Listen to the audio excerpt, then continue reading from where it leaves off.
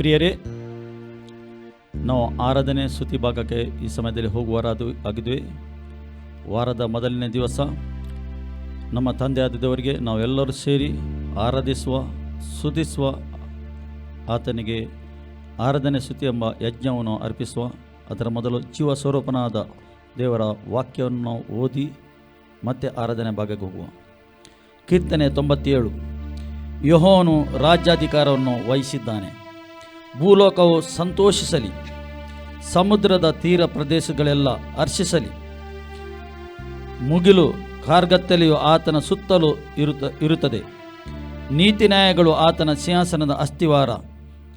ಬೆಂಕಿಯು ಆತನ ಮುಂಗಡೆಯಿಂದ ಹೋಗಿ ಸುತ್ತಲೂ ಆತನ ವೈರಿಗಳನ್ನು ದಹಿಸಿ ಬಿಡುತ್ತದೆ. ಆತನು ಒಳ್ಳೆಯವನಾಗಿದೆ, ನಮ್ಮ ದೇವರು.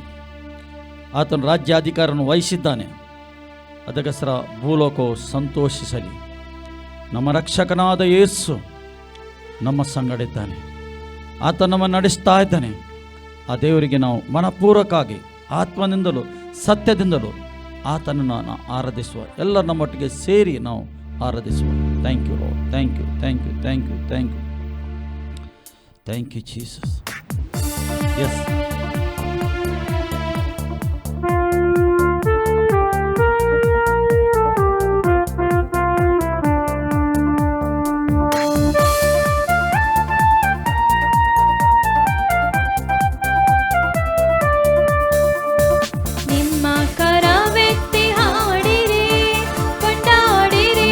ಪರಿಶುದ್ಧ ಸ್ಥಳದಿ ನಿಮ್ಮ ಸ್ವರವೆತ್ತಿ ಹಾಡಿರಿ, ಕೊಂಡಾಡಿರಿ ಪರಿಶುದ್ಧ ಸ್ಥಳದಿ. Hallelujah, hallelujah, hallelujah, hallelujah, hallelujah, hallelujah, hallelujah, ಸ್ತುತಿ ಮಾಡಿರಿ. Hallelujah, hallelujah, hallelujah, hallelujah, hallelujah, hallelujah, hallelujah, ಸ್ತುತಿ ಮಾಡಿರಿ.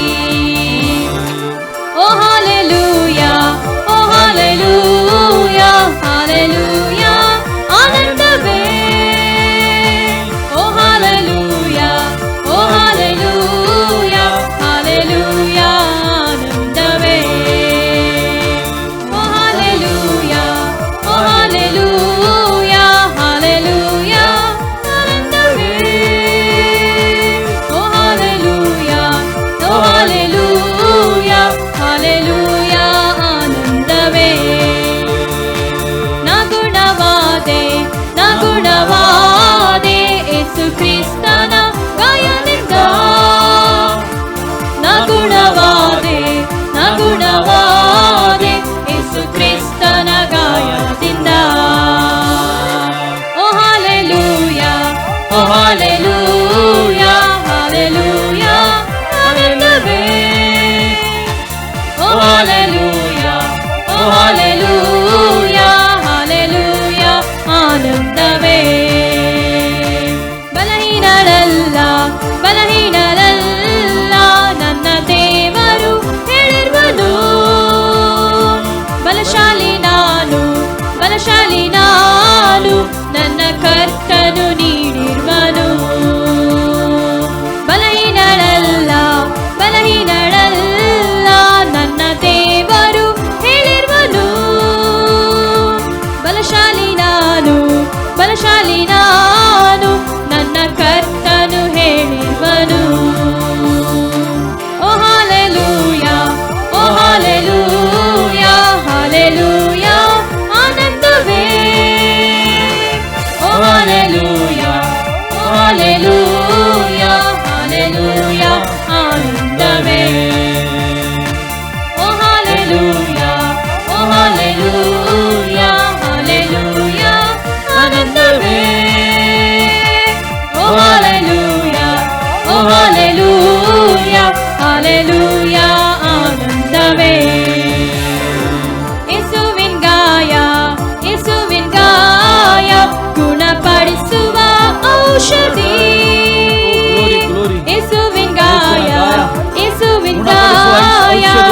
ಗುಣಪಡಿಸುವ ಔಷಧಿ.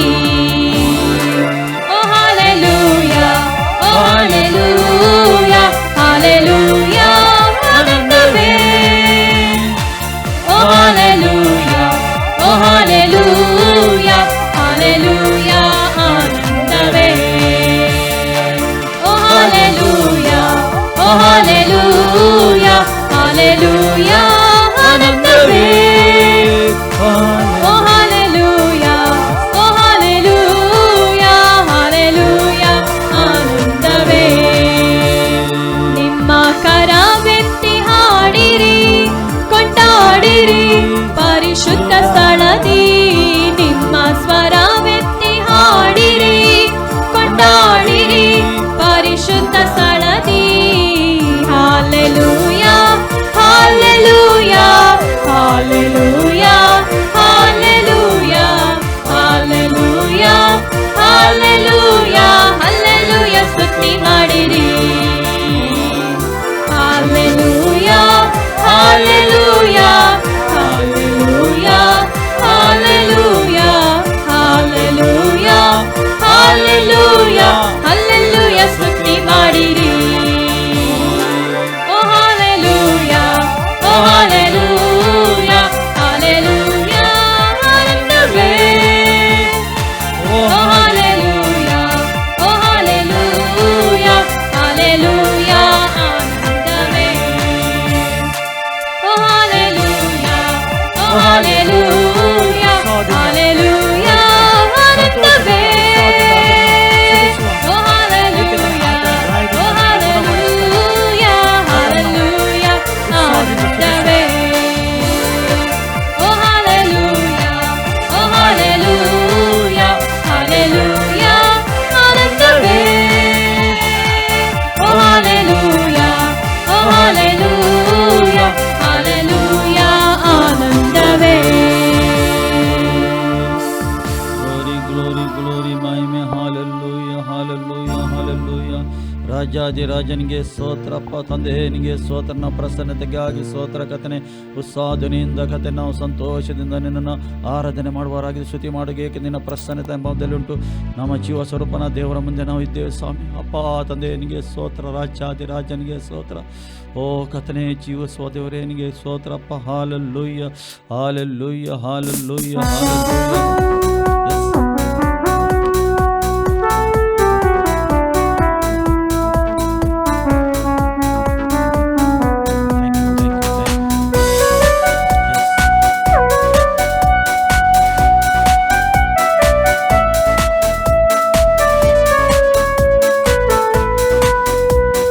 स्तुतिकर्ता हो गळसिता रायांच्या राया तुका, महिमेक योग्य तू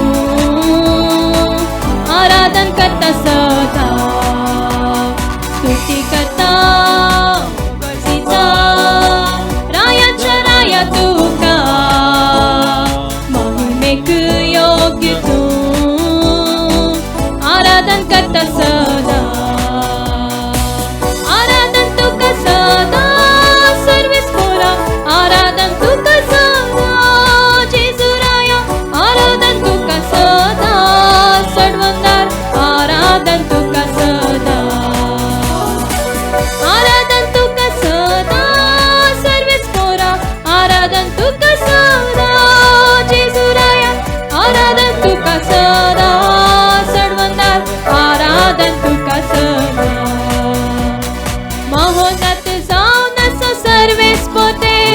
तुझे सर्ग देव कोणच ना, परिशुद्ध जाऊनच सर्वेस देव. तुझे सर्गो देवच ना, ससनाक जियेंको नीती सोराई तू. ससनाच्या ससनाक स्तुती तुझी गायता, ससनाक जियेंचो नीती सोराई तू. ससनाच्या ससनाक स्तुती तुझी गायता. स्तुती करता रायांच्या राया तुका, महिमेक योग्य तू आराधन तुका सदा. स्तुती करता गळसिता रायांच्या तुका महिमेक योग्य तू आराधन तुका सदा सर्विस पोरा आराधन तुका सदा जेसुराया आराधन तुका सदा सडवंदारा आराधन तुका सदा आराधन तुका सदा सर्विस पोरा आराधन तुका सदा जेसुराया आराधन तुका सदा सडवंदारा आराधन तुका सदा पराक्रमी जाऊन सर्विस पोते सैत माका सदा लागताय तू भयंकर जाऊन सर्विस पोतो आचापा करसो सर्विस पोतो सैतानाक फाडून केलो सर्विस पोतेव तू मोनाचे जैत वेल्याक सदांच होगोसिता सैतानाक पाडो केलो सर्विस पोतेव तू मोनाचे जैत वेल्याक सदांच होगोसिता स्तुती करता होगोसिता रायांच्या राया तुका महिमेक योग्य तू आराधन तुका सदा स्तुती करता होगोसिता रायांच्या राया तुका महिमेक योग्य तू आराधन तुका सदा आराधन तुका सदा सर्विस पोरा आराधन तुका सदा जेसुराया आराधन तुका सदा सडवंदार आराधन तुका सदा आराधन तुका सदा सर्विस पोरा आराधन तुका सदा जेसुराया आराधन तुका सदा आराधन तुका सदा स्तुती करता होगोसिता रायाच्या राया तुका महिमेक योग्य तू आराधन तुका सदा स्तुती करता होगोसिता रायाच्या राया तुका महिमेक योग्य तू आराधन तुका सदा आराधन तुका सदा सर्विस पोरा आराधन तुका सदा जेसुराया आराधन तुका सदा सर्वंदार आराधन तुका सदा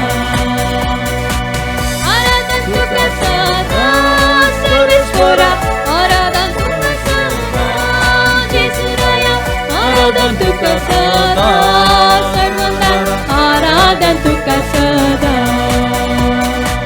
मोच्या आत्म्याचो सडवंदा तू तुझे खातीर म्हाका विंचून काडलोय मोच्या जिणेक आसरो कोटे अवघडातून म्हाका राखताय सदा पातकाता म्हाका सुटका लाबोळली जिणेच्या सदिसां तुका होगोळसिता पातकाता म्हाका सुटका लाबोळली जिणेच्या सदिसां तुका होगोळसिता स्तुती करता होगोळसिता रायाच्या राया तुका महिमेक योग्य तू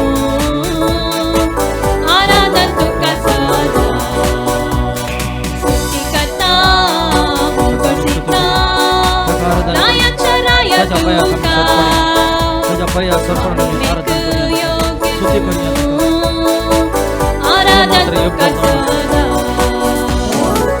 आराधन तुका सदा सर्विस पोरा आराधन तुका सदा जेसुराया आराधन तुका सदा सडवंदार आराधन तुका सदा आराधन तुका सदा सर्विस पोरा आराधन तुका सदा जेसुराया आराधन तुका सदा सडवंदार आराधन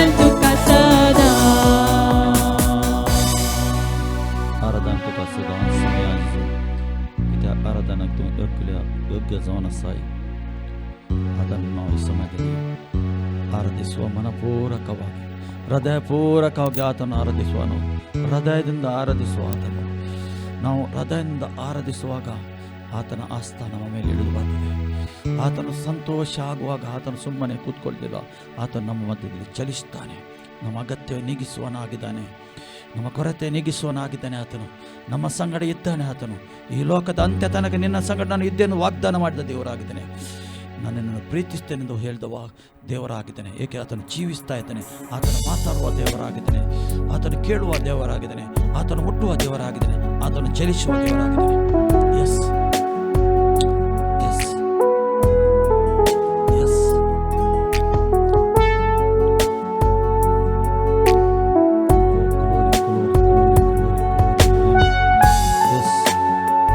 ನಾವೆಲ್ಲ ಆತ್ಮದಿಂದ ಕಣ್ಣುಚ್ಚಿ ಆತನು ಆರಾಧಿಸುವ ಸ್ತುತಿಸುವ.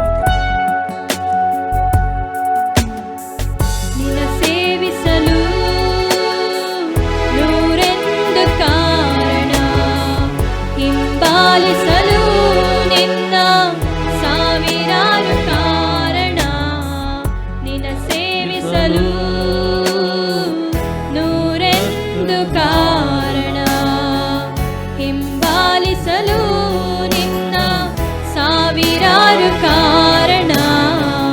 ನಿನ್ನ ಉಪಕಾರಕ್ಕೆ ಕೊನೆಯೇ ಇಲ್ಲ. ನಿನ್ನ ಮೇಲಿಟ್ಟಿರುವ ಪ್ರೀತಿಗೆ ಅಂತ್ಯವೇ ಇಲ್ಲ. ನಿನ್ನ ಉಪಕಾರಕ್ಕೆ ಕೊನೆಯೇ ಇಲ್ಲ. ನಿನ್ನ ಮೇಲಿಟ್ಟಿರುವ ಪ್ರೀತಿಗೆ ಅಂತ್ಯವೇ ಇಲ್ಲ. ನನ್ನೆಲ್ಲ ಆಶೀರ್ವಾದಕ್ಕೆ ನನ್ನೇಸುವೆ ನೀನೇ ಕಾರಣ.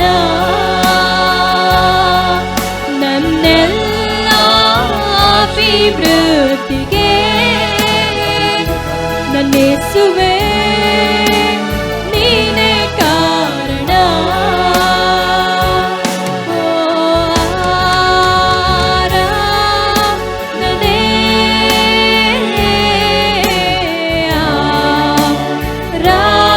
ಆರಾಧನೆ, ಓ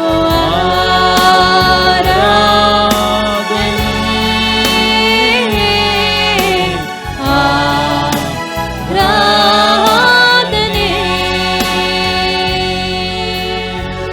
ನನ್ನಿಂದ ಏನನ್ನು ಬಯಸದಷ್ಟು ಲೋಕವು ಇಲ್ಲವೇ ಇಲ್ಲ. ನನ್ನಿಂದ ಏನನ್ನು ಬಯಸದೆ ಎಲ್ಲವ ನನಗೆ ಮಾಡಿರುವೆ.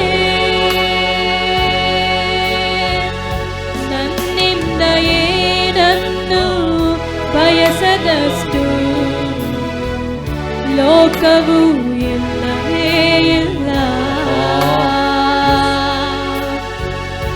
ನನ್ನಿಂದ ಏನನ್ನು ಬಯಸದೆ ಎಲ್ಲವ ನನಗೆ ಮಾಡಿರುವೆ. ಈ ಲೋಕವ ನಂಬದೆ ನಿನ್ನನೇ ನಂಬುವೆ. ನೀನೇ ನಂಬಿಗಸ್ತನು. ಈ ಲೋಕವ ನಂಬದೆ ನಿನ್ನನೇ ನಂಬುವೆ. ನೀನೇ ನಂಬಿಗಸ್ತನು.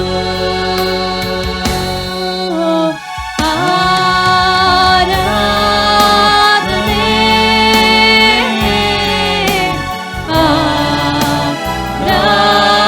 ಆರಾಧನೆ, ಓ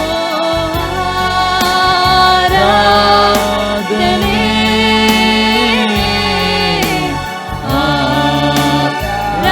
ಆರಾಧನೆ.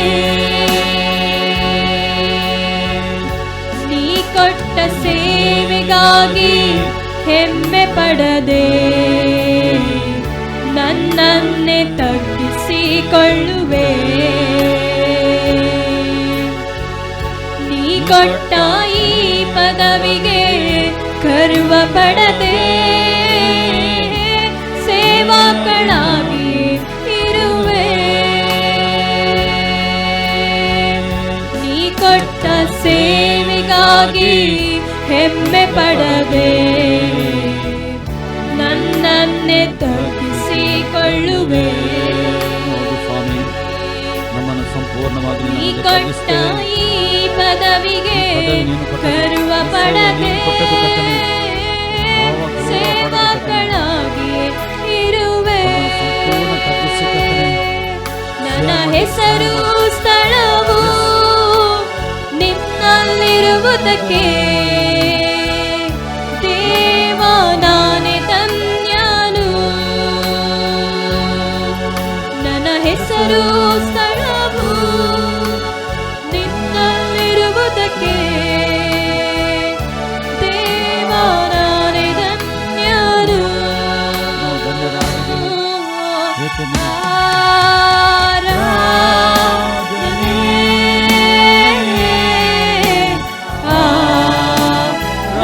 ಆರಾಧನೆ ಓ ಆರಾಧನೆ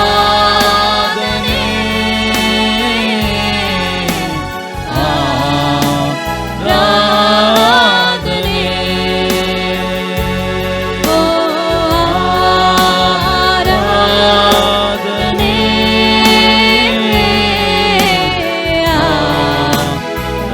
ಆರಾಧನೆ ಓ ಆರಾಧನೆ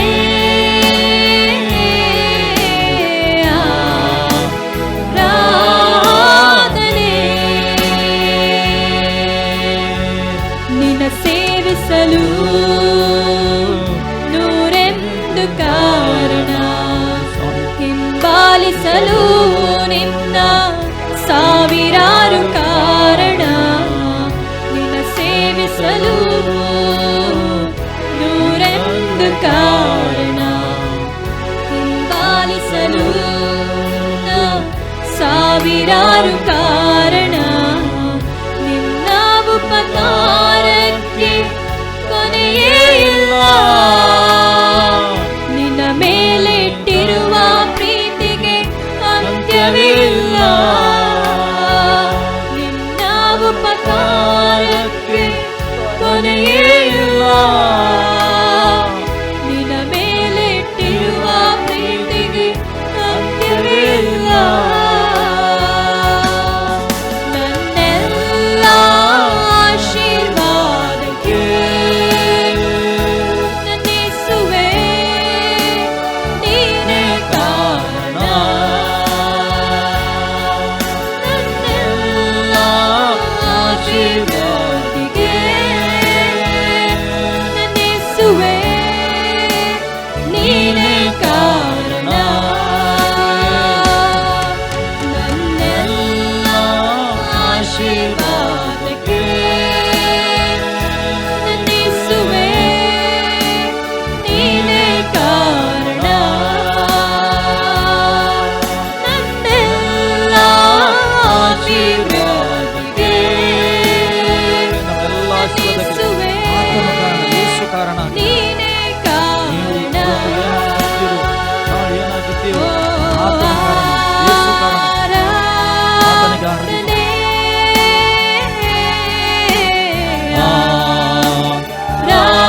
ಆರಾಧನೆ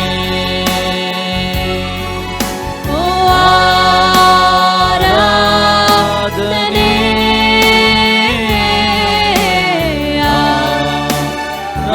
ಆರಾಧನೆ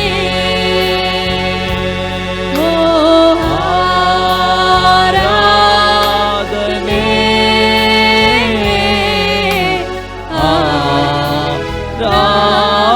ಆರಾಧನೆ.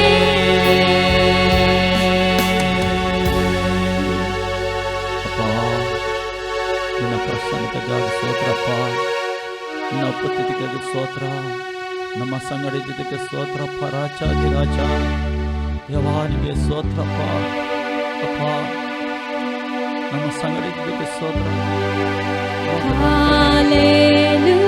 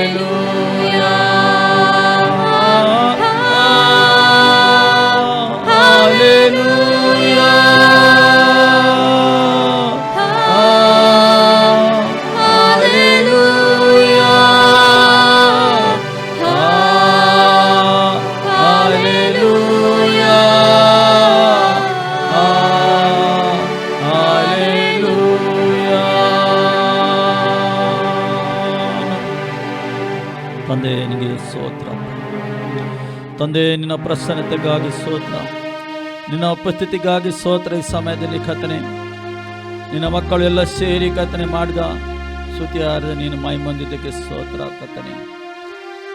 ಆರಾಧನೆಗೆ ಯೋಗ್ಯ ನೀನು ಆಗಿದ್ದಿ ಕರ್ತನೆ, ಸ್ತುತಿಗೆ ಯೋಗ್ಯ ನೀನಾಗಿದೆ, ಮಹಿಮೆಗೆ ಯೋಗ್ಯ ನೀನಾಗಿದೆ ಕರ್ತನೆ.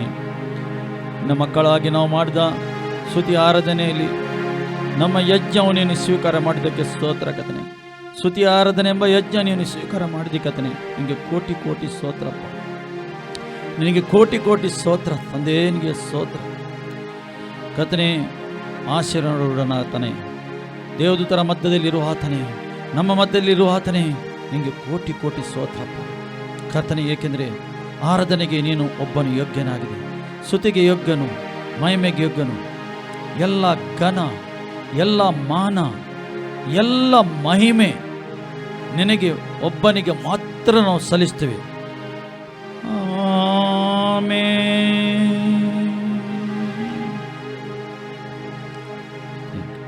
ದೇವರ ಪ್ರಸನ್ನತೆ ನಮ್ಮ ಮಧ್ಯದಲ್ಲಿ ಉಂಟು. ಪ್ರಿಯರೇ, ಇಷ್ಟು ಹೊತ್ತು ನಾವು ನಮ್ಮ ತಂದೆಯಾದ ದೇವರಿಗೆ ಆರಾಧನೆ ಮಾಡಿದೆವು, ಸ್ತುತಿ ಮಾಡಿದೆವು. ಎಲ್ಲಿ ಆರಾಧನೆ ಸ್ತುತಿ ಉಂಟು ಅವರ ಮಧ್ಯದಲ್ಲಿ ಆತನು ಇದ್ದಾನೆಂದು ಸತ್ಯವೇದ ಹೇಳ್ತದೆ. ನಮ್ಮ ಮಧ್ಯದಲ್ಲಿ ಇದ್ದಾನೆ. ದೇವರ ಪ್ರಸನ್ನತೆ, ದೇವರ ಉಪಸ್ಥಿತಿ ನಮ್ಮ ಮಧ್ಯದಲ್ಲಿ ಉಂಟು. ಆತನು ಚಲಿಸ್ತಾ ಇದ್ದಾನೆ ನಮ್ಮ ಮಧ್ಯದಲ್ಲಿ. ದೇವರು ನಮಗೆ ಸ್ತೋತ್ರವಾಗಲಿ. ಈ ಸಮಯದಲ್ಲಿ ಆತನು ವಾಕ್ಯದ ಮುಖಾಂತರ ಮಾತಾಡ್ತಾನೆ. ವಾಕ್ಯ ಮಾತ್ರ ಒಬ್ಬ ವ್ಯಕ್ತಿಗೆ ಬಿಡುಗಡೆ ಮಾಡ್ತದೆ. ವಾಕ್ಯ ಮಾತ್ರ ಯೇಸು ಕ್ರಿಸ್ತನು ಯಾರೆಂದು ಒಬ್ಬನಿಗೆ ತಿಳಿಯಲಿಕ್ಕೆ ಆ ವಾಕ್ಯ ಸಹಾಯ ಮಾಡ್ತದೆ. ಈ ಸಮಯದಲ್ಲಿ ನಾವು ನೇರವಾಗಿ ವಾಕ್ಯ ಭಾಗಕ್ಕೆ ಹೋಗುವ. ದೇವರ ವಾಕ್ಯವನ್ನು ಕೇಳುವ. ದೇವರ ವಾಕ್ಯ ಮನುಷ್ಯನ ಜೀವಿತವನ್ನು ಬದಲು ಮಾಡ್ತದೆ, ಮನುಷ್ಯನ ತಪ್ಪನ್ನು ತೋರಿಸ್ತದೆ, ಮನುಷ್ಯನು ಹೇಗೆ ನಡೆಯುತ್ತಾನೆಂದು ತೋರಿಸ್ತದೆ. ಈ ಸಮಯದಲ್ಲಿ ನಾವು ಓದುವ ದೇವರ ವಾಕ್ಯ ಲೂಕನ ಬರೆದ ಶುಭ ಸಂದೇಶದಲ್ಲಿ 7ರಲ್ಲಿ 7 ತೆಗೆದು ನಿಮ್ಮ ಸತ್ಯವೇದಿದ್ದರೆ ಅಧ್ಯಾಯ 7:36 ನಾವು ಜ್ಞಾನಿಸುವ. ಅಲ್ಲಿ ಸತ್ಯವೇದ ಈ ರೀತಿ ಹೇಳ್ತದೆ, ಪರಿಚಯರಲ್ಲಿ ಒಬ್ಬನು ತನ್ನ ಜೊತೆಯಲ್ಲಿ ಊಟ ಮಾಡಬೇಕೆಂದು ಬೇಡಿಕೊಂಡಾಗ, ಪರಿಚಯವರಿದ್ದರು, ಶಾಸ್ತ್ರಿಗಳು ಇದ್ದರು, ಇಸ್ರೇಲ್ ಇದ್ದರು, ಯಾಜಕರು ಇದ್ದರು. ಯೇಸು ಎಲ್ಲಿ ಹೋಗ್ತಾನೆ ಅಲ್ಲಿ ಯೇಸುನ ಹಿಂದೆ ಈ ಪರಿಚಯವರು, ಶಾಸ್ತ್ರಿಗಳು ಬರ್ತಿದ್ದರು ಮತ್ತು ಉಳಿದ ಜನ ಕೂಡ ಅಲ್ಲಿ ಸುತ್ತಮುತ್ತಲ ಜನ ಯೇಸುಗೆ ಹಿಂಬಾಲಿಸ್ತಾ ಇದ್ದರು. ಇಲ್ಲಿ ಸತ್ಯವೇದ ಹೇಳ್ತಿದೆ, ಪರಿಚಯವನು ಒಬ್ಬನು ಯೇಸುಗೆ ತನ್ನ ಮನೆಗೆ ಕರೆಯುತ್ತಾನೆ. ನೀನು ಊಟಕ್ಕೆ ಬರಬೇಕು, ನನ್ನ ಮನೆಯಲ್ಲಿ ಊಟ ಮಾಡಬೇಕೆಂದು ನೀನು ಬರಬೇಕೆಂದು ಆತನು ಕರೆಯುತ್ತಾನೆ. ಇಲ್ಲಿ ಬೇಡಿಕೊಂಡನು. ಆತನು ಆ ಪರಿಚಯನ ಮನೆಗೆ ಹೋಗಿ ಊಟಕ್ಕೆ ಹೊರಗಿಕೊಂಡನು. ಆತನು ಕರೆದನು. ಯೇಸು ಕ್ರಿಸ್ತನು ಅವನ ಮನೆಗೆ ಹೋದನು, ಊಟಕ್ಕೆ ಪಂಕ್ತಿಯಲ್ಲಿ ಕೂತ್ಕೊಂಡನು. ಸತ್ಯವೇದ ಹೇಳ್ತದೆ. ಕೂತ್ಕೊಂಡು ಆಗ ಆ ಊರಿನಲ್ಲಿದ್ದ ಒಬ್ಬ ದುರಾಚಾರಿಯಾದ ಒಬ್ಬ ಹೆಂಗಸು ಪರಿಚಯನ ಮನೆಯಲ್ಲಿ ಆತನು ಊಟಕ್ಕೆ ಹೊರಗಿದ್ದಾನೆಂದು ಗೊತ್ತು ಹಿಡಿದುಕೊಂಡು ಸುಗಂಧ ತೈಲದ ಭರಣಿಯನ್ನು ತೆಗೆದುಕೊಂಡು ಬಂದು ಹಿಂದೆ ಆತನ ಪಾದದ ಬಳಿಯಲ್ಲಿ ನಿಂತುಕೊಂಡು ಅಳುತ್ತಾ ತನ್ನ ಕಣ್ಣೀರಿಂದ ಆತನ ಪಾದಗಳನ್ನು ತ್ಯಾವ ಮಾಡಿ ತನ್ನ ತಲೆಗೂದಲಿಂದ ಒರೆಸಿ ಅವುಗಳನ್ನು ಮುತ್ತಿಟ್ಟು ಆ ತೈಲವನ್ನು ಹಚ್ಚಿದಳು ಅಂತ ಸತ್ಯವೇದ ಹೇಳ್ತದೆ. ಪ್ರಿಯರೇ, ಪರಿಚಯರಿದ್ದಾರೆ, ಶಾಸ್ತ್ರಿಗಳಿದ್ದಾರೆ, ಊಟಕ್ಕೆ ಕೂತ್ಕೊಂಡಿದ್ದಾರೆ. ಆದರೆ ಆ ಊರಿನಲ್ಲಿ ಒಂದು ದುರಾಚಾರಿ ಅಂದರೆ ಒಬ್ಬ ವೈಭಿಚಾರ ಸ್ತ್ರೀ, ವೈಭಿಚಾರ ಮಾಡುತ್ತಿದ್ದವಳು. ಇಲ್ಲಿ ಕ್ಲಿಯರ್ ಆಗಿ ಬರೆದಿದೆ, ದುರಾಚಾರಿ. ಆಕೆಯು ಯೇಸು ಈ ಪರಿಚಯವರ ಮನೆಯಲ್ಲಿ ಊಟಕ್ಕೆ ಬಂದಿದ್ದನ್ನು ಸುದ್ದಿಯನ್ನು ಕೇಳಿ ಅವಳು ಓಡಿ ಬರ್ತಾಳೆ, ಆ ಮನೆಯ ಒಳಗೆ ಬರ್ತಾಳೆ. ಬರುವಾಗ ಆಕೆಯು ಖಾಲಿ ಕೈಯಲ್ಲಿ ಬರಲಿಲ್ಲ. ತಾನು ಸಂಪಾದನೆ ಮಾಡಿದ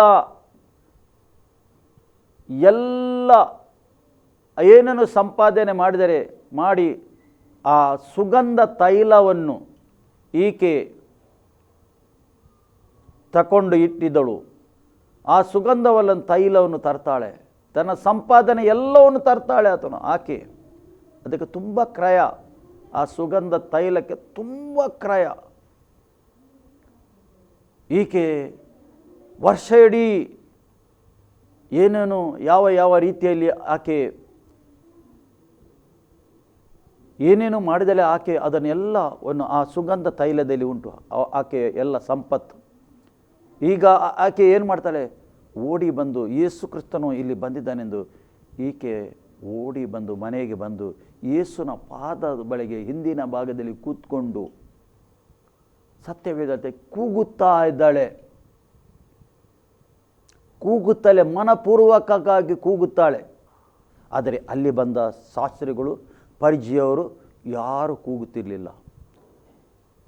ಎಲ್ಲರೂ ಊಟದ ಪಂಕ್ತಿಯಲ್ಲಿ ಕೂತ್ಕೊಂಡಿದ್ದರು. ಈಕೆ ಒಬ್ಬಳು ಮಾತ್ರ ಕೂಗುತ್ತಾಳೆ. ಅದರ ಅರ್ಥ ಅಲ್ಲಿ ಇದ್ದವರು ಅವರೆಲ್ಲ ಭಾವಿಸ್ತಿದ್ದರು ನೀತಿವಂತರೆಂದು ಭಾವಿಸ್ತಿದ್ದರು. ಅವರು ನೀತಿವಂತರು. ಅವರಿಗೆ ಈ ಹೆಂಗಸಿಗೆ ನೋಡುವಾಗ ಅವರಿಗೆ ಅಸಹ್ಯ ಕಾಣಿತು. ಅದು ಈಕೆ ಕೂಗುವುದನ್ನು ಬಿಡಲಿಲ್ಲ. ಯೇಸುನ ಪಾದದ ಬಳಿಗೆ ಕೂಗುವುದನ್ನು ಬಿಡಲಿಲ್ಲ ಮತ್ತು ಸುಗಂಧ ತೈಲವನ್ನು ಹಚ್ಚುತ್ತಿದ್ದಳು. ಅಲ್ಲಿ ದೇವರ ವಾಕ್ಯ ಹೇಳ್ತದೆ, ತನ್ನ ಕಣ್ಣೀರಿಂದ ಆತನ ಪಾದಗಳನ್ನು ತ್ಯಾವ ಮಾಡಿ ತನ್ನ ತಲೆ ಕೂದಲಿಂದ ಒರೆಸುತ್ತಿದ್ದಳು. ತಲೆ ಕೂದಲಿಂದ ಆ ತೈಲವನ್ನು ಯೇಸುನ ಪಾದಕ್ಕೆ ಹಚ್ಚಿ ತನ್ನ ತಲೆ ಕೂದಲಿಂದ ಆತಳು ಒರೆಸುತ್ತಿದ್ದಳು. ನೋಡಿ, ಈಕೆ ತೋರಿಸಿದ್ದ ಅಲ್ಲಿ ಆತನ ಬಳಿಯಲ್ಲಿ ಬಂದು ತೋರಿಸಿದ್ದ ಪ್ರೀತಿ ನೋಡಿ. ಒಂದು ಮಾನಸಾಂತರ ಆದಳು ಅವಳು. ಏಕೆ ಮಾನಸಾಂತರ? ಅವಳ ತಪ್ಪು ಅರಿಯಾಯಿತು. ಆಕೆ ನಡೆಯುವ ಮಾರ್ಗ ಸರಿಯಿಲ್ಲ. ಆಕೆ ನಡೆಯುವ ಮಾರ್ಗ ಸರಿಯಿಲ್ಲ. ದೇವರ ಚಿತ್ತಕ್ಕೆ ವಿರುದ್ಧವಾದದ್ದು. ದೇವರು ಮೆಚ್ಚುವುದಿಲ್ಲ. ಇರ್ಬೋದು ಅವಳು ಎಷ್ಟೋ ಸಮಯದಿಂದ ಇದರಿಂದ ಹೇಗೆ ನಾನು ಬಿಡುಗಡೆ ಆಗಬೇಕು, ನನ್ನ ಒಳಗೊಂದು ನನಗೆ ಚುಚ್ಚುತ್ತದೆ, ಇದನ್ನು ಬಿಡುಗಡೆ ಮಾಡುವವನು ಯಾರು?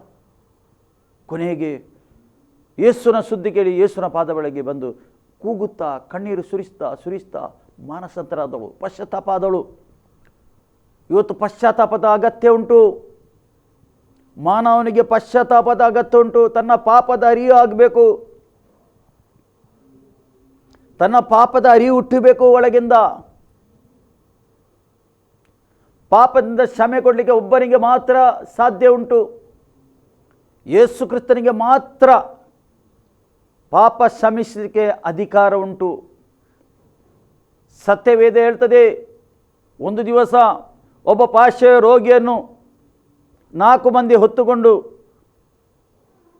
ಯೇಸು ಒಂದು ಮನೆಯಲ್ಲಿ ಬೋಧನೆ ಮಾಡ್ತಿರುವಾಗ ಮನೆಯಲ್ಲಿ ಒಳಗೆ ಬರಲಿಕ್ಕೆ ಸ್ಥಳ ಇಲ್ಲ. ಈ 4 ಮಂದಿ ಹೊತ್ತುಕೊಂಡು ಬರ್ತಾ ಇದ್ದಾರೆ ಈ ಪಾರ್ಶ್ವ ರೋಗಿಯನ್ನು. ಯೇಸು ಎಲ್ಲಿದ್ದಾನೆ? ಯೇಸು ಎಲ್ಲಿ ಬೋಧನೆ ಮಾಡ್ತಾನೆ ಅಲ್ಲಿ ಹೊತ್ತುಕೊಂಡು ಬರ್ತಾ ಇದ್ದಾರೆ. ಆದರೆ ಒಳಗೆ ಬರಲಿಕ್ಕೆ ಅವರಿಗೆ ಸ್ಥಳ ಇಲ್ಲದ ಕಾರಣ ಅವರು ಮಾಡಿನ ಮೇಲೆ ಹೋಗಿ ಹಂಚನ್ನು ತೆಗೆದು ಆ ಮೇಲಿಂದ ಒಂದು ಹಗ್ಗದಿಂದ ಆ ಯೇಸುನ ಬಳಿಗೆ ತರ್ತಾರೆ. ಹಾಗಾದರೆ ಎಷ್ಟು ಒಳ್ಳೆಯ ಸ್ನೇಹಿತರು ನೋಡಿ ಅವರು. ತನ್ನ ಸ್ನೇಹಿತನಿಗೆ ಯೇಸುನ ಬಳಿ ಕರ್ಕೊಂಡು ಬಂದರು. ಇವತ್ತು ನಿಮ್ಮ ಕೆಲಸ, ನಮ್ಮ ಕೆಲಸ ಏನು? ಇಂಥವರಿಗೆ ಯೇಸುನ ಬಳಿಗೆ ಕರ್ಕೊಂಡು ಬರಬೇಕು. ಯೇಸುನ ವಾಕ್ಯ ಕೊಡಬೇಕು ಅವರಿಗೆ. ಯೇಸುನ ಬಳಿಗೆ ಇಳಿಸುವಾಗ ಯೇಸು ನೋಡಿದ, ಇವರ ನಂಬಿಕೆಯನ್ನು ನೋಡಿ ಹೇಳ್ತಾ ಇದ್ದಾನೆ, ಮಗನೇ ನಿನ್ನ ಪಾಪ ಕ್ಷಮಿಸಲ್ಪಟ್ಟಿದೆ. ಮೊದಲು ಹೇಳಿದ ಮಾತು, ನಿನ್ನ ಪಾಪ ಕ್ಷಮಿಸಲ್ಪಟ್ಟಿದೆ. ಕ್ಷಮಿಸಿದ್ದೇನೆ. ಅಲ್ಲಿದ್ದ ಪರಿಚಯವರು, ಶಾಸ್ತ್ರಿಯವರು ಗುಣಗುಟ್ಟಿದರು, ಇವನು ಪಾಪ ಕ್ಷಮಿಸಬೇಕಲಿಕ್ಕೆ ದೇವರಿಗೆ ಒಬ್ಬರಿಗೆ ಮಾತ್ರ ಅಧಿಕಾರ, ಇವನು ಯಾರಾಗಿದ್ದಾನೆ? ಏಕೆಂದರೆ ಇವರಿಗೆ ಗೊತ್ತಿಲ್ಲ ಯೇಸು ಯಾರೆಂದು. ಯೇಸು ಕ್ರಿಸ್ತನು ದೇವರ ಮಗನಾಗಿದ್ದಾನೆಂದು ಅವರಿಗೆ ಗೊತ್ತಿಲ್ಲ.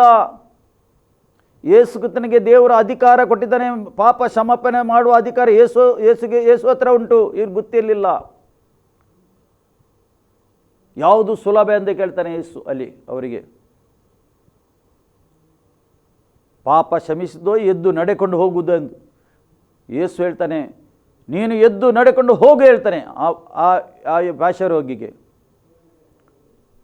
ನಿನ್ನ ಚಾಪೆಯನ್ನು ತಗೊಂಡು ಎದ್ದು ನಡೆ ಹೇಳ್ತಾನೆ. ಏಕೆಂದರೆ ಇವರು ನೋಡಬೇಕು ಪಾಪ ಸಮರ್ಪಣೆ ಆದ ನಂತರ ಏನಾಗ್ತದೆ ಅದ್ಭುತ. ಅವರ ಮುಂದೆ ಸತ್ಯವೇದ ಹೇಳ್ತದೆ, ಅವನು ಎದ್ದುಕೊಂಡು ಹೋದ. ಪಾರ್ಶ್ವರೋಗ ಅವನು ಗುಣ ಆಯಿತು ಅವನಿಗೆ. ಏಕೆ? ಯೇಸು ಸಮಯ ಕೊಟ್ಟ, ಪಾಪದ ಸಮಯ ಆಯಿತು ಅವನಿಗೆ. ಮತ್ತು ಯೇಸು ಏನು ನುಡಿದನು ಅಲ್ಲಿ ಆಯಿತು. ನಿನ್ನ ಚಾಪೆಯನ್ನು ತಗೊಂಡು ಎದ್ದು ಹೋಗು. ಅವನು ಎದ್ದು ಅವನ ಮುಂದೆ ನಡ್ಕೊಂಡು ಹೋದ. ಎಲ್ಲ ಪರಿಚಯವರು ಶಾಸ್ತ್ರಿಯರು ನೋಡ್ತಾ ಇದ್ದರು, ಏನು ಆಯಿತು ಎಂದು. ಅವರಿಗೆ ಭಯ ಹುಟ್ಟಿತು ಎಂದು ದೇವರ ವಾಕ್ಯ ಹೇಳ್ತದೆ. ಅಂದರೆ ಪಾಪ ಸಮರ್ಪಣೆ ಸಮಿಸಲಿಕ್ಕೆ ಯೇಸುಗೆ ಮಾತ್ರ ಅಧಿಕಾರ ಉಂಟು. ಈ ಭೂಲೋಕದಲ್ಲಿ, ಈ ಜಗತ್ತಲ್ಲಿ ಪಾಪ ಸಮರ್ಪಣೆ ಒಂದೇ ನಾಮದಲ್ಲಿ ಉಂಟು.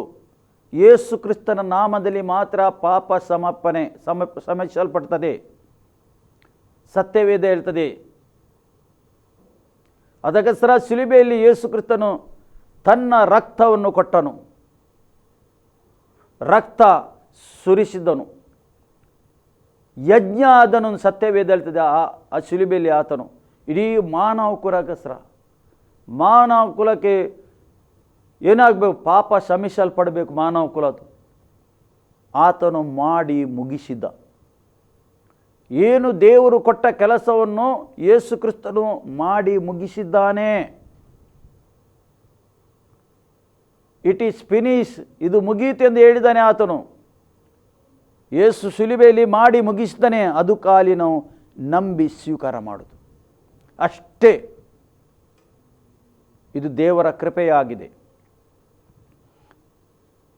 ನಾವು ಇಲ್ಲಿ ನೋಡ್ತಾ ಇದ್ದೇವೆ, ಈಕೆ ಕಣ್ಣೀರು ಸುರಿಸ್ತಾ ಇದ್ದಾಳೆ. ಒಬ್ಬ ವ್ಯಕ್ತಿ ಎರಡು ಥರದ ಕಣ್ಣೀರುಂಟು ನೋಡಿ. ಸತ್ಯವೇದದಲ್ಲಿ ಯೂದಾಸನು ಕೂಡ ಕಣ್ಣೀರು ಸುರಿಸಿದ್ದಾನೆ, ಮಾನಸಾಂತರ ಆಗಿದ್ದಾನೆ ಆತನು. ಯೇಸು ಕ್ರಿಸ್ತನಿಗೆ 30 ನಾಣ್ಯಲ್ಲಿ ಮಾರಿದ್ದಾನೆ ಆತನು. 30 ನಾಣ್ಯಕ್ಕೆ ಆತನು ಮಾರಿಬಿಟ್ಟ. ನಾನು ಹಿಡಿದು ಕೊಡ್ತೇನೆ ಯೇಸುಗೆಂದು ಹೇಳಿ ಏನು ಅವನು ಹೇಳಿದನು ಅದು ಮಾಡಿದ ಆತನು. ಮಾಡಿದ ನಂತರ ಯೇಸುಗೆ ಶಿಲುಬೆಗೆ ಹಾಕಿದ ನಂತರ ಅವನಿಗೆ ಪಶ್ಚಾತ್ತಾಪ ಆಯಿತು. ಅವನು ಕೂಡ ಪಶ್ಚಾತ್ತಾಪ ಪಟ್ಟ, ಅವನು ಕೂಡ ಕಣ್ಣೀರು ಸುರಿಸಿದ. ಆದರೆ ಆತನು ಯೇಸು ಹತ್ರ ಬರಲಿಲ್ಲ. ಆತನು ಸೀದಾ ಹೋಗಿ ಆತ್ಮಹತ್ಯೆ ಮಾಡಿದಂತ ಸತ್ಯವೇದ ಹೇಳ್ತದೆ. ಒಂದಲ್ಲಿ ಯೇಸು ಹತ್ರ ಹಿಂತಿರುಗಿ ಬಂದಿದ್ದರೆ ಯೇಸು ಖಂಡಿತವಾಗಿ ಆತನಿಗೆ ಕ್ಷಮೆ ಕೊಡ್ತಿದ್ದ. ಎಷ್ಟು ದೊಡ್ಡ ಪಾಪಿಯಾದರೂ, ಎಷ್ಟು ದೊಡ್ಡ ದುಷ್ಟನಾದರೂ ಯೇಸು ಕ್ರಿಸ್ತನು ಕ್ಷಮೆ ಕೊಡ್ತಾನೆ. ಏಕೆಂದರೆ ಯೇಸುವೆ ಶಿಲುಬೆಯಲ್ಲಿ ಹೊಡೆಯುವಾಗ,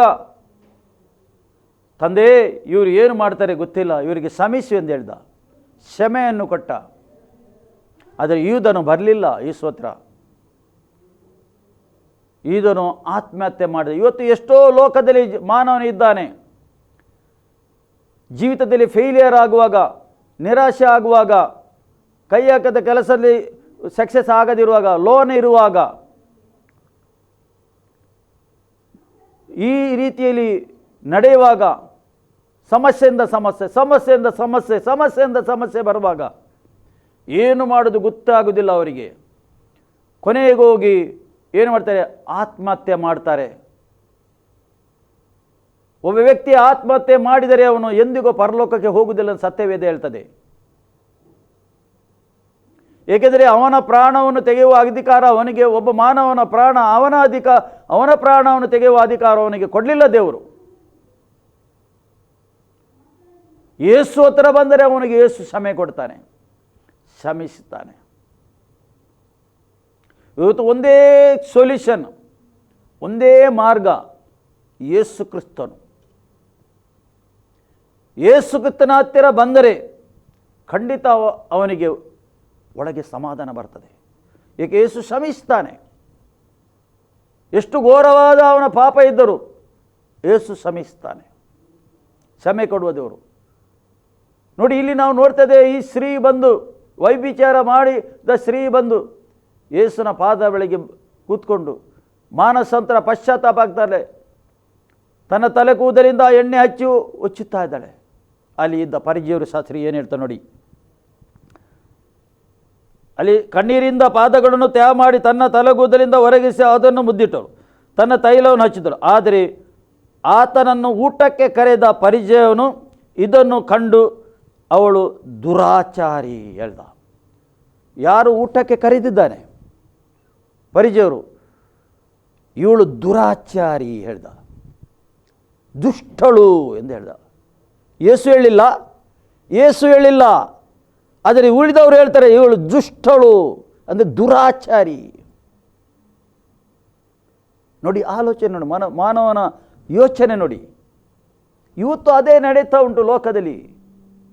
ನೋಡಿ, ಪುನಃ ಇಲ್ಲಿ ಹೇಳ್ತಾರೆ, ಇವನು ಪ್ರವಾದಿಯಾಗಿದ್ದರೆ ತನ್ನನ್ನು ಮುಟ್ಟಿದ ಹೆಂಗಸು ಎಂಥವಳೆಂದು ತಿಳಿದುಕೊಂಡಿದ್ದನು ಅಂದನು.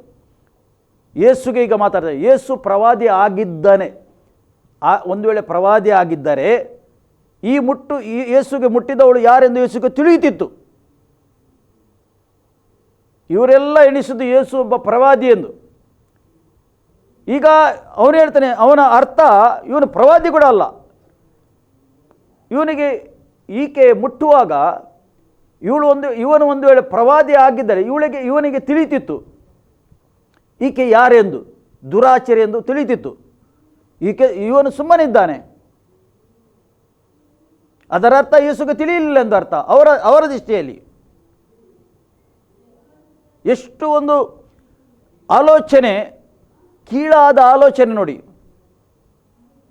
ಇವತ್ತು ನಮ್ಮ ಮಧ್ಯದಲ್ಲಿ ಅದೇ ಉಂಟು, ಕೀಳಾದ ಒಂದು ಆಲೋಚನೆ, ಸರಿಯಾಗಿ ಅರ್ಥ ಮಾಡಿಕೊಳ್ಳದೆ ಮಾತಾಡುವುದು, ಯೋಚನೆ ಮಾಡುವುದು, ಈ ರೀತಿ ಉಂಟು.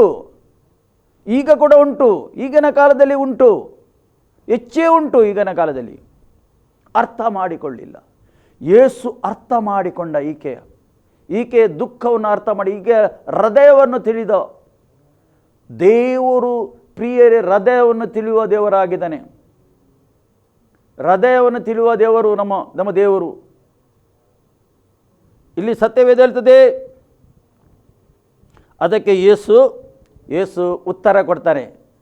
ಈಗ ಇಲ್ಲಿ ಬರೆದ ಸೀಮೋನನೆಂದು, ಅದರ ಮುಂದೆ ಪರಿಜಯವನೆಂದು ಬರೆದಿದ್ದು, ಈಗ ಸೀಮೋನನೆಂದು ಬರೀತಾರೆ.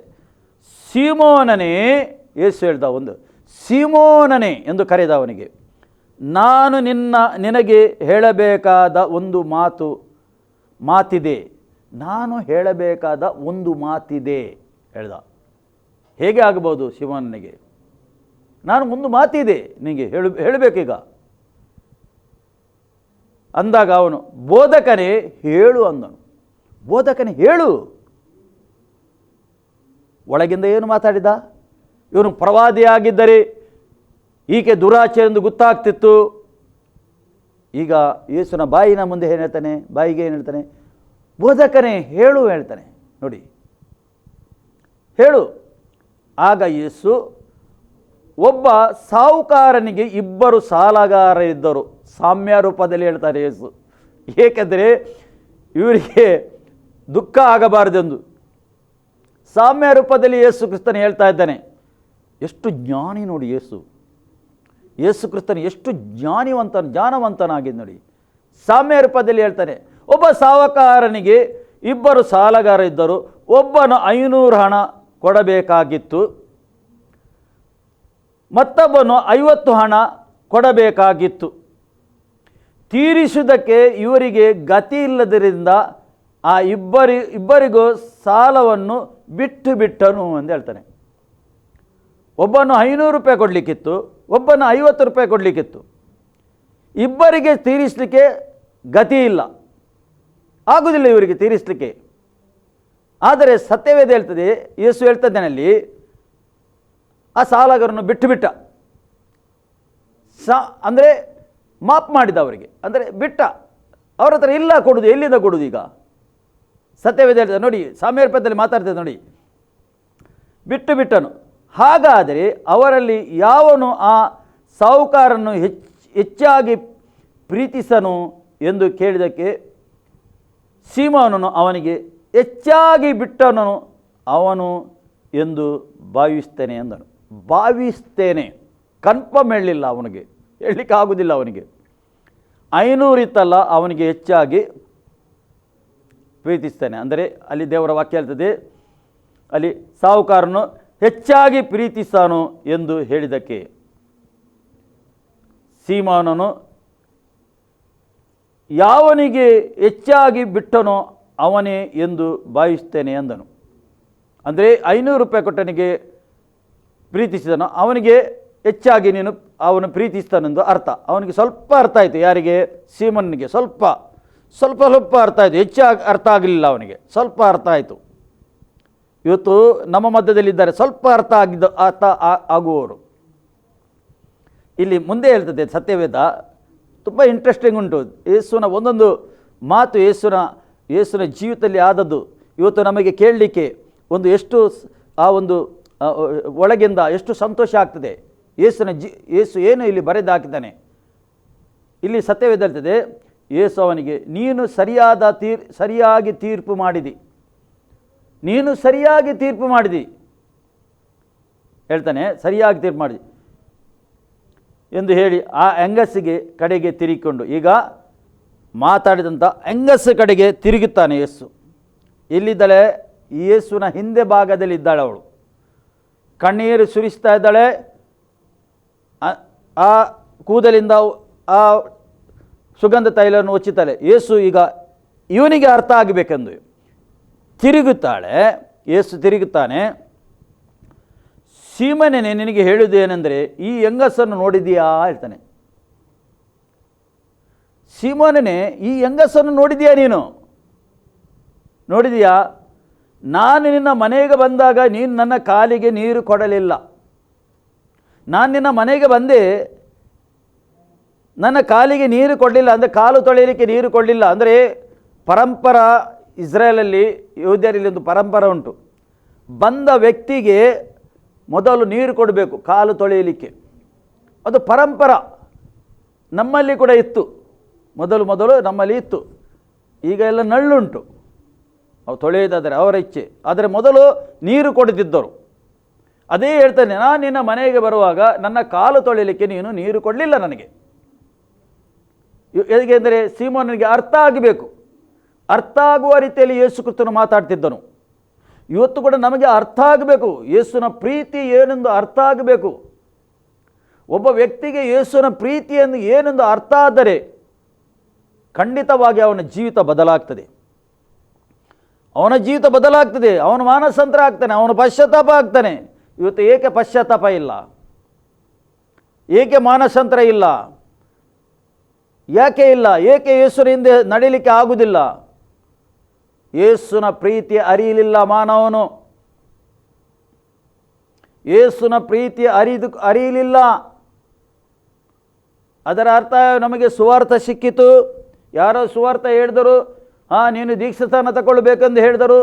ನಾನು ಸುವಾರ್ಥ ಸಿಕ್ಕಿದ ನಂತರ ನಾನು ದೀಕ್ಷಾಸ್ನಾನ ತಗೊಂಡೆ, ನನಗೆ ರಕ್ಷಣೆ ಆಯಿತು ಎಂದು ನಿನ್ನ ಭಾವನೆ ಇರಬಹುದು.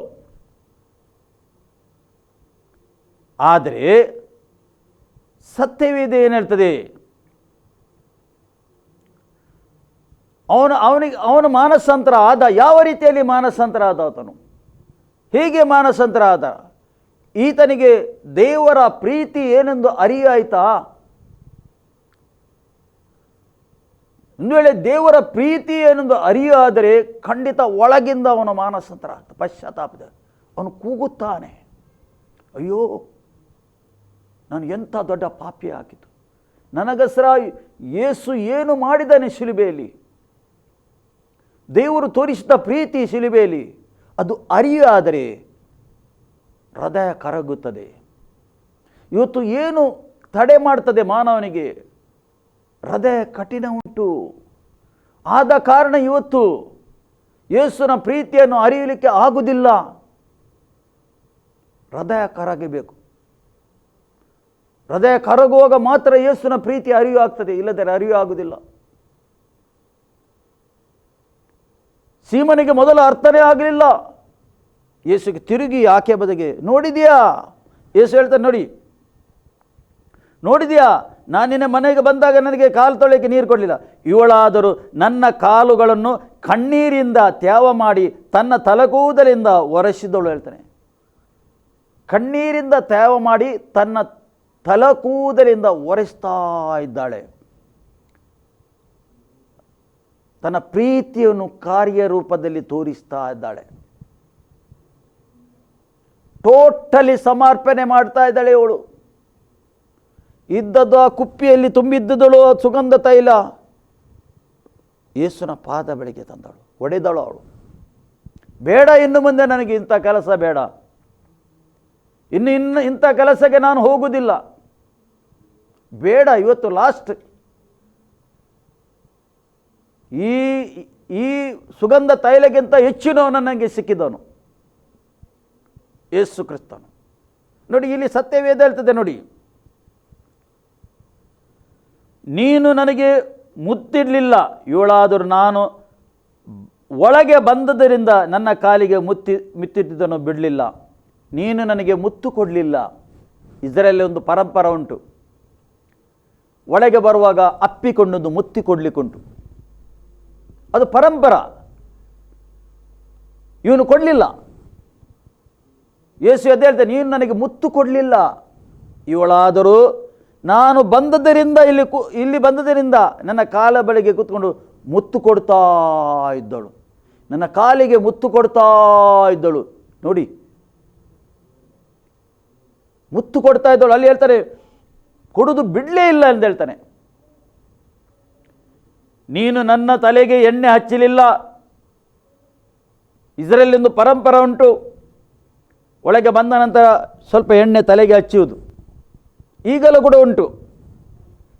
ಆದರೆ ನೀನು ನನಗೆ ತಲೆಗೆ ತೈಲ ಹಚ್ಚಲಿಲ್ಲ ಹೇಳ್ತಾನೆ. ಈಕೆ ಹಚ್ಚಲಿಲ್ಲ, ಇವಳಾದರೂ ಸುಗಂಧ ತೈಲವನ್ನು ಕಾಲಿಗೆ ಹಚ್ಚಿದಳು. ಇವಳು ಸುಗಂಧ ತೈಲವನ್ನು ಕಾಲಿಗೆ ಹಚ್ಚಿದಳು ಹೇಳ್ತಾನೆ ಯೇಸು. ಹೀಗೆ ನಾನು ಹೇಳುವ ಮಾತು ಏನೆಂದರೆ, ಇವಳ ಪಾಪ ಬಹಳವಾಗಿದ್ದರೂ ಹೌದು ಕ್ಷಮಿಸಲ್ಪಟ್ಟಿದೆ. ಇವಳ ಪಾಪ ಬಹಳವಾಗಿ ಇರಬಹುದು, ಅದು ಕ್ಷಮಿಸಲ್ಪಟ್ಟಿದೆ. ಯೇಸು ಕ್ಷಮಿಸ್ತಾನೆ, ಪಾಪ ಕ್ಷಮಿಸ್ತಾನೆ. ಪುನಃ ಇಲ್ಲಿ ಸತ್ಯವೇದ ಹೇಳ್ತಾ, ಯೇಸುಗೆ ಕ್ಷಮಿಸುವ ಅಧಿಕಾರ ಉಂಟು. ಯೇಸು ಪಾಪವನ್ನು ಕ್ಷಮಿಸ್ತಾ ಇದ್ದಾಳೆ. ಆಕೆ ಪಾಪ ಎಷ್ಟು ಇದ್ದರೂ ಪಾಪ ಕ್ಷಮಿಸ್ತಾನೆ ಎಂದು ದೇವರ ವಾಕ್ಯ ಹೇಳ್ತದೆ. ಪುನಃ ಆತನು ತೋರಿಸಿದ ಪ್ರೀತಿ ಸ್ವಲ್ಪವೇ ಆದರೂ ಆಮೇಲೆ ಆತನು ಅವರಿಗೆ, ನಿನ್ನ ಪಾಪಗಳು ಕ್ಷಮಿಸಲ್ಪಟ್ಟಿದೆ ಎಂದು ಹೇಳಿದನು. ಆಕೆ ಸಂಗಡ ಊಟಕ್ಕೆ ಕೂತಿದ್ದ ಪಾಪಗಳನ್ನು ಕ್ಷಮಿಸಿದ್ದಕ್ಕೆ ಇವನೇ ಯಾರು? ಪುನಃ ಪ್ರಶ್ನೆ, ಇವನೇ ಯಾರು? ಪ್ರಿಯರೇ, ಯೇಸುವಿನ ನಾಮದಲ್ಲಿ ಮಾತ್ರ ಪಾಪ ಸಮರ್ಪಣೆ ಆಗ್ತದೆ. ಒಬ್ಬ ವ್ಯಕ್ತಿಯ ಎಷ್ಟು ದೊಡ್ಡ ಪಾಪ ಇದ್ದರೂ ಯೇಸುವಿನ ಮುಂದೆ ಬರುವಾಗ, ಒಪ್ಪಿಸಿಕೊಡುವಾಗ ಆತನು ಕ್ಷಮಿಸುವ ದೇವರಾಗಿದ್ದಾನೆ. ಖಂಡಿತ ನಿಮಗೆ ಅರ್ಥ ಆಯಿತು ನಂಬುತ್ತೇನೆ. ಈ ವಾಕ್ಯದಿಂದ ದೇವರು ಎಲ್ಲರನ್ನು ಆಶೀರ್ವಾದ ಮಾಡಲಿ. ಆಮೇನ್. ಪ್ರಾರ್ಥಿಸುವ. ಪ್ರೀತಿ ಸ್ವರೂಪನಾದ ತಂದೆಯಾದ ದೇವರು, ನಿನಗೆ ಸ್ತೋತ್ರ. ಈ ಒಂದು ಒಳ್ಳೆಯ ಸಮಯಕ್ಕಾಗಿ ಸ್ತೋತ್ರ ಕರ್ತನೇ. ನಿನ್ನ ಸನ್ನಿಧಿಯಲ್ಲಿ ಕರ್ತನೇ ಕೂತ್ಕೊಂಡು ಕರ್ತನೇ ನಿನ್ನ ವಾಕ್ಯವನ್ನು ಕೇಳುವ ಅವಕಾಶ ಎಲ್ಲರಿಗೆ ನೀನು ಕೊಟ್ಟಿದ್ದಕ್ಕೆ ಸ್ತೋತ್ರ. ನಿನ್ನ ಮಕ್ಕಳಿಗೆ ಜೀವ ಸ್ವರೂಪನಾದ ನಮ್ಮ ತಂದೆ ನಿನಗೆ ಸ್ತೋತ್ರಪ್ಪ. ನಿನ್ನ ಆಶೀರ್ವಾದ ಇವರ ಮೇಲೆ ಇಳಿದು ಬರಲಿ ಕರ್ತನೇ. ಎಲ್ಲರ ಮೇಲೆ ನಿನ್ನ ಆಶೀರ್ವಾದ ಬರಲಿ. ಇವರ ಕುಟುಂಬದ ಮೇಲೆ, ವೈಯಕ್ತಿಕ ಜೀವಿತದ ಮೇಲೆ, ಇವರ ಕೆಲಸ ಕಾರ್ಯದ ಮೇಲೆ, ಆತ್ಮಿಕ ಜೀವಿತದಲ್ಲಿ ನಿನ್ನ ಆಶೀರ್ವಾದ ಇಳಿದು ಬರಬೇಕಂದು ನಾನು ಪ್ರಾರ್ಥನೆ ಮಾಡ್ತೇನೆ. ಈ ಸಮಯದಲ್ಲಿ ಕರ್ತನೇ, ನಿನ್ನ ಆಸ್ತ ಇವರ ಮೇಲೆ ಇಳಿದು ಬಂದಿದ್ದಕ್ಕೆ ಸ್ತೋತ್ರ. ನಿನ್ನ ತೈಲ ಇವರ ಮೇಲೆ ಇಳಿದು ಬಂದಿದ್ದಕ್ಕೆ ಸ್ತೋತ್ರ ಕರ್ತನೇ. ಇವರು ಬ್ಲೆಸ್ ಆಗಲಿ, ಇವರ ಕುಟುಂಬ ಬ್ಲೆಸ್ ಆಗಲಿ, ಆಶೀರ್ವಾದ ಹೊಂದಬೇಕಂದು ನಾನು ಪ್ರಾರ್ಥನೆ. ನಿನ್ನ ಸಮಾಧಾನ ಇವರ ಮೇಲೆ ಇಳಿದು ಬರಬೇಕಂದು ನಾನು ಪ್ರಾರ್ಥನೆ ಮಾಡ್ತೇನೆ. ಸ್ತೋತ್ರಪ್ಪ, ನಮ್ಮ ಪ್ರಾರ್ಥನೆ ಕೇಳಿ ಉತ್ತರ ಕೊಟ್ಟಿದ್ದಕ್ಕೆ ಸ್ತೋತ್ರ. ಯೇಸು ಕ್ರಿಸ್ತನ ನಾಮದಲ್ಲಿ ಪ್ರಾರ್ಥನೆ ಹೊಂದಿದೆ ಪ್ರೀತಿಯುಳ್ಳ ತಂದೆ, ಆಮೇಲೆ. ನಾವು ಅಂತ್ಯಾಶವನ್ನು ಪಡ್ಕೊಳ್ಳುವ. ನಮ್ಮ ತಂದೆಯಾದ ದೇವರ ಪ್ರೀತಿ, ಯೇಸು ಕ್ರಿಸ್ತನ ಕೃಪೆ, ಪರಿಶುದ್ಧಾತ್ಮನ ಅನ್ಯೋನ್ಯತೆ ಈಗಲೂ ಸದಾಕಾಲ ನಿಮ್ಮ ಸಂಗಡ ಇರಲಿ. ಆಮೇಲೆ.